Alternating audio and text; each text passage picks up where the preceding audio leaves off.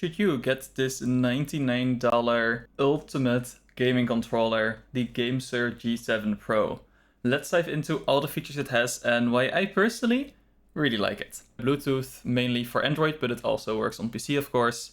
Dongle up to 1000 Hz polling rate on PC, so that's great. And it can run wired on PC and Xbox.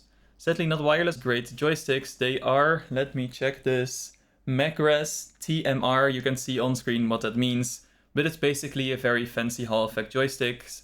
It does not drift whatsoever. So that's great to see. There's no drifting. It's very precise and they feel very smooth.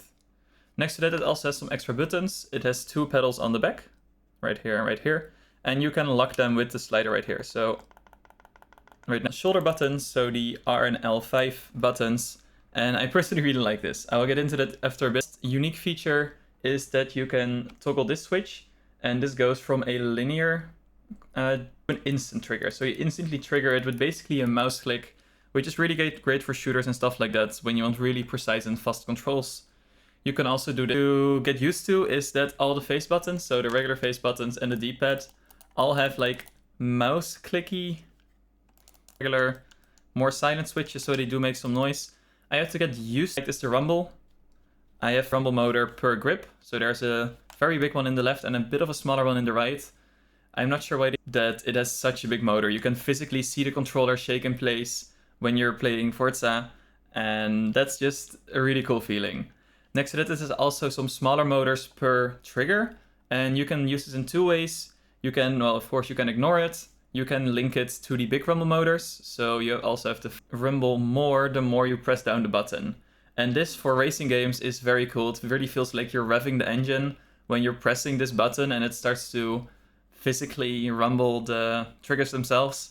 That feels out with racing games anymore. It just feels that much more immersive.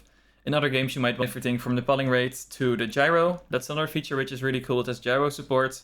I'm currently in talk with to the joysticks, and also you can map it to the pointer, so your mouse cursor, and a few accessories.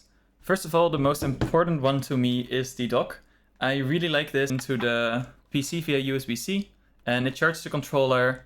You can put the dongle inside of here. There's a USB port right here, and it should automatically connect to the controller itself. Battery as well, personally, even when using the controller, no issue whatsoever, so that has been great.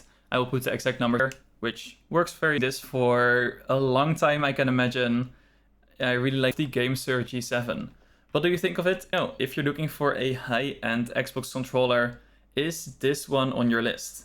I would love to hear your opinion.